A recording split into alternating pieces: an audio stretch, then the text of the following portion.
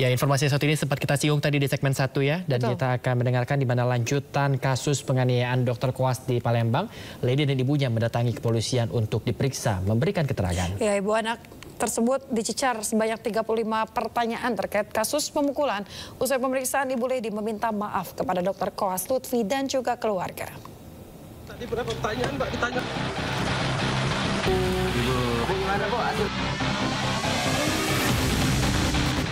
Mbak, tadi berapa pertanyaan? Lady Aurelia Pramesti mengambil langkah 1000 setelah diperiksa aparat Polsek Ilir Timur 2 Palembang, Sumatera Selatan.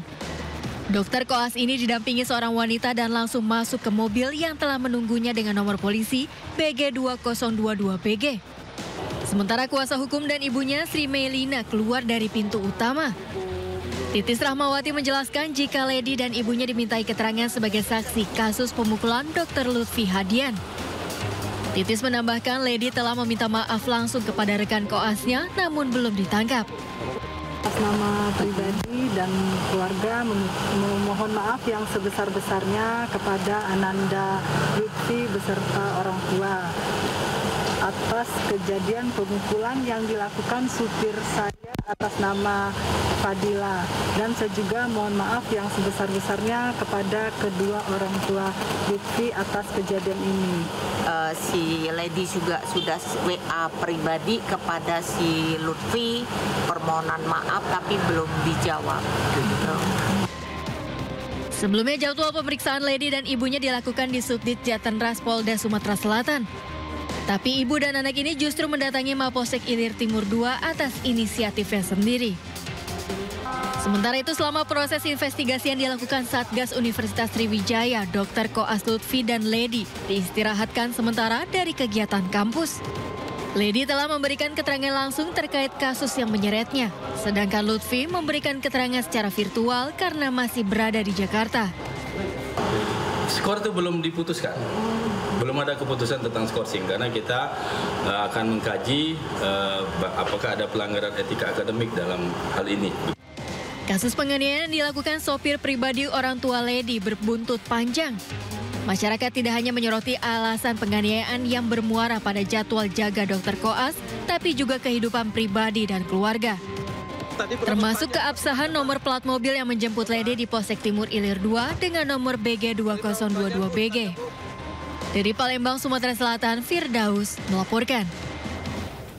Pemirsa, karena ulah anaknya Dr. Lady yang mengadu kepada sang ibu terkait jadwal jaga di rumah sakit hingga terjadi penganiayaan dan viral, sosok sang ayah ikut disorot publik. Dedi Mardiansyah yang baru 3 bulan menjabat Kepala Balai Pelaksanaan Jalan Nasional Kalimantan Barat langsung mengambil cuti selama 1 bulan.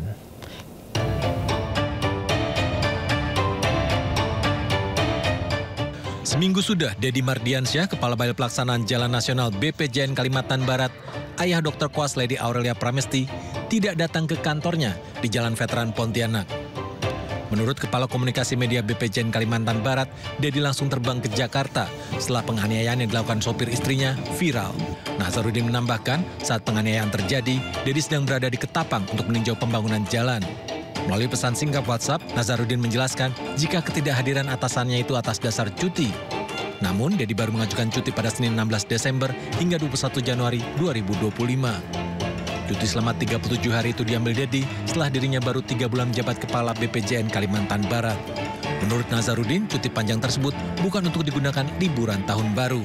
Selama ketidakhadiran Dedi, fungsi pengawasan BPJN Kalimantan Barat dipegang oleh pegawai senior. Pak Dedi ini mau 3 bulan di Kalbar. Nah, jadi selama di Kalbar ini dia ini masih dikatakan ya barulah menempati posisi di sini gitu kan. Jadi beliau ini pun selama di sini pun paling ya balik lagi ke Jakarta, balik. Kalau balik lah selama dalam waktu 2 bulan ini. Kan beliau banyak di lapangan. Banyak sekali lapangan, sering menghabiskan waktu di Kalbar. Dia mau keliling Kalbar nih, Pak. Sementara itu, Komisi Pemberantasan Korupsi KPK mulai menganalisis laporan harta kekayaan penyelenggara negara milik Dedi Mardiansyah. Menurut juru bicara KPK, LHKPN Dedi dianalisa terkait keabsahan hingga kemungkinan adanya harta yang belum dicantumkan. Analisa LHKPN akan berlangsung selama 1 minggu. Saat ini tim LHKPN KPK sedang melakukan analisis terhadap LHKPN milik saudara DM sebagai bagian dari proses pemeriksaan dalam kerangka pencegahan korupsi. Tapi tim juga akan melakukan pengecekan terhadap harta ataupun aset yang diduga belum dilaporkan. Kasus penganiayaan Dr. Koas Lutfi oleh sopir keluarga temannya sesama koas menjadi bola liar. Kasus yang bermula terkait jadwal jaga Dr. Koas di Rumah Sakit Siti Fatimah Palembang ini menyeret sejumlah pihak.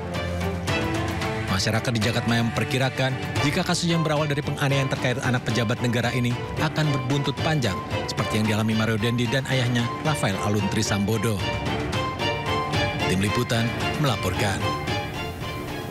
Pemirsa, KPK dikabarkan melakukan penggeledahan di kantor Bank Indonesia Jakarta Pusat. Penggeledahan diduga terkait kasus dugaan korupsi penggunaan dana CSR Bank Indonesia dan Otoritas Jasa Keuangan atau OJK.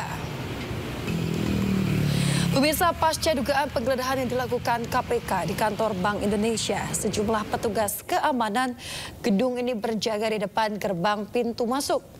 Sebelumnya, KPK menduga penggunaan dana CSR bermasalah karena tidak sesuai dengan peruntukannya. Dana CSR tersebut diduga digunakan untuk kepentingan pribadi. KPK pun membenarkan penggeledahan yang berlangsung pada hari Senin malam tersebut. Saya belum diupdate sama Direktur Penyidikan. Oh, Pak. Ya? Sebentar ada. Oke, Pak Nawawi. Makasih ya, Pak. Saya sama-sama di situ. Ya, Pak. Makasih, Pak. Bisa disiapin apa yang mau ditanyain pas. Ya? Makasih, Pak. Lagi. Makasih. Kita ke informasi lainnya, pemirsa. Jelang puncak mudik Natal dan Tahun Baru, Menko Infrastruktur dan Pembangunan Kewilayahan Agus Harimurti Yudhoyono meninjau Tol Nyunyuk Jakarta International Airport Kulon Progo, Yogyakarta. Dalam kunjungan ini, AHY menyebut jalan tol Kulon Progo segmen 1 Klaten Prambanan akan dibuka secara fungsional dimulai tanggal 20 Desember 2024 hingga 2 Januari 2025 mendatang. Pengoperasian tol NYIA Kulon Progo segmen 1 Klaten Prambanan diharapkan menjadi solusi mengurai kepadatan lalu lintas saat mudik Nataru.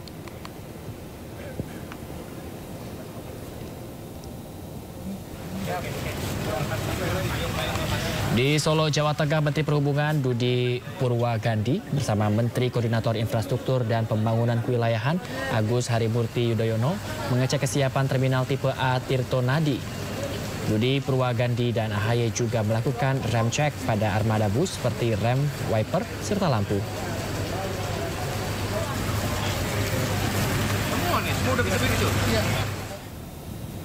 Dan sebelumnya Menko Infrastruktur dan Pembangunan Kewilayahan Agus Harimurti Yudhoyono menguji coba direct train atau kereta langsung Jakarta-Yogyakarta.